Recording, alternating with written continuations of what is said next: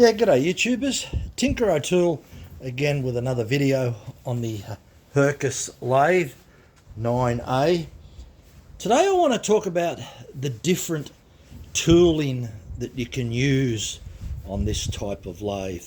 And what I mean by that is, if you go back in the day when the Hercus lathe came out, which was well before the 50s, this particular model's about 1953, so it's 72 years old.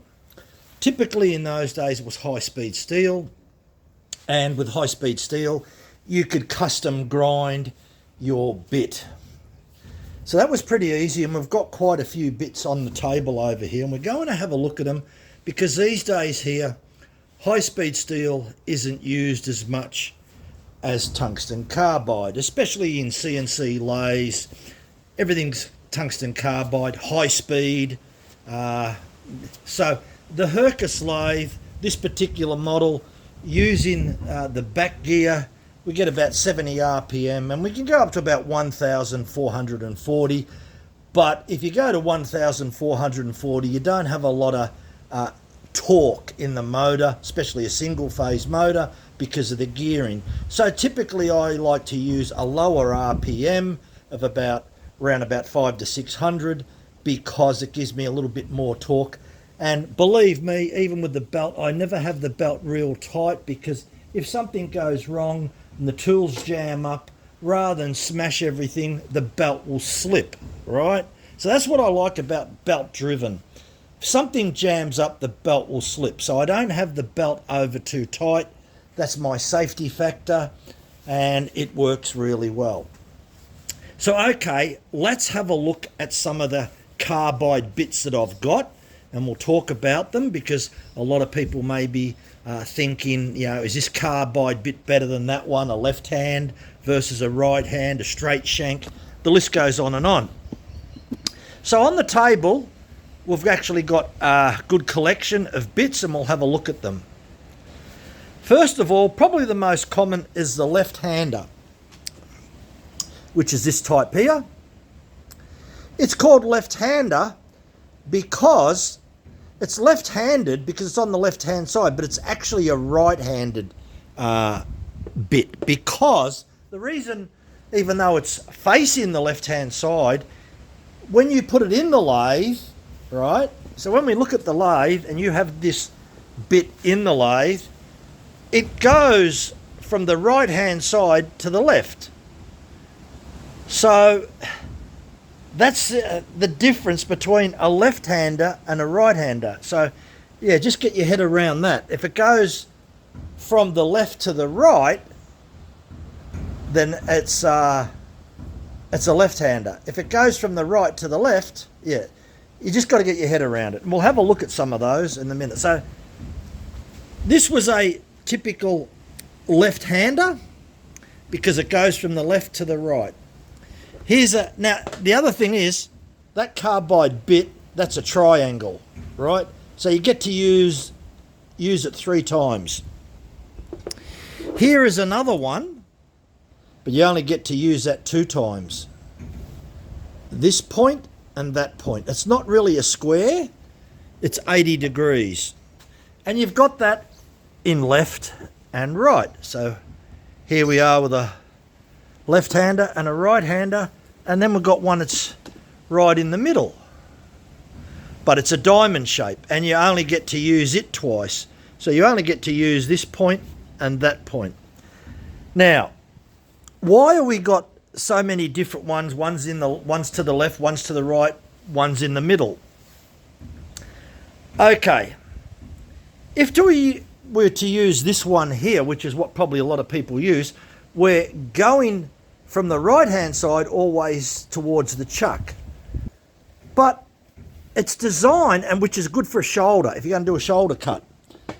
But if you want a shoulder cut on the right-hand side, then you've got to use this one here, because it points to the right-hand side.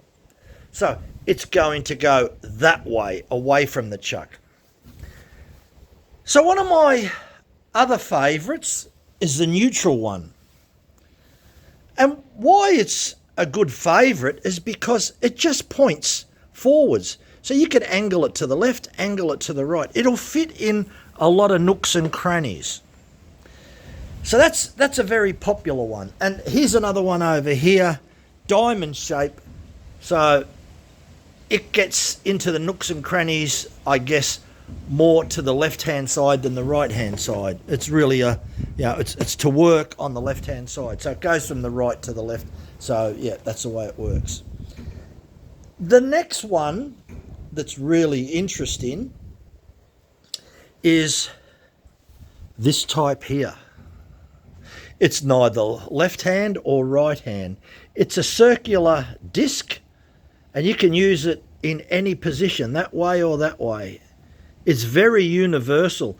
The best part about it, if the edge wears a little bit, all you do is rotate it around. So you get to use it many, many times through its rotation. So yeah, very interesting. So there are other types on the market, but generally the ones that I've just shown you are probably the most common ones that are out there. The lefts and the rights are the most common. But as I said, I really do prefer the this one. It's neutral, it's in the middle, but you only get to use the tip twice, this part and that part. You don't get to use this side here. You could, if you had the correct tool for it, that you could put the carbide bit in. But the most common is probably the triangle type, which is that type there. Now, the other thing that's also very interesting about these, because they are extremely brittle, very easy to damage. So yeah, you tend to go through a bit of them. Yeah, so if you take your time, they'll last a lot longer. But yeah, if you're a little bit rough with them, you'll go through them quick. Now, the other thing that's interesting, I get this question asked quite a lot. You'll see them on the forums. When we look at these carbide bits here, there's a radius on there. Right on the tip, there's a radius. It's typically around 0.4 of a mil and can go up to 0.8 of a mil. 0.8 of a mil will get rid of those little spiral lines that look like a micro thread that's on your lathe. Doesn't matter what tool that you use, a lathe will always show micro lines on it. Even if you get almost a mirror finish, sometimes if you look carefully, you can see those lines. And it depends on the metal you got. Mild steel's terrible, bright steel's terrible. You need some tool steel that's designed specifically for turning, and a lot of this tool steel has a little tiny bit of lead in it, which actually makes a better finish.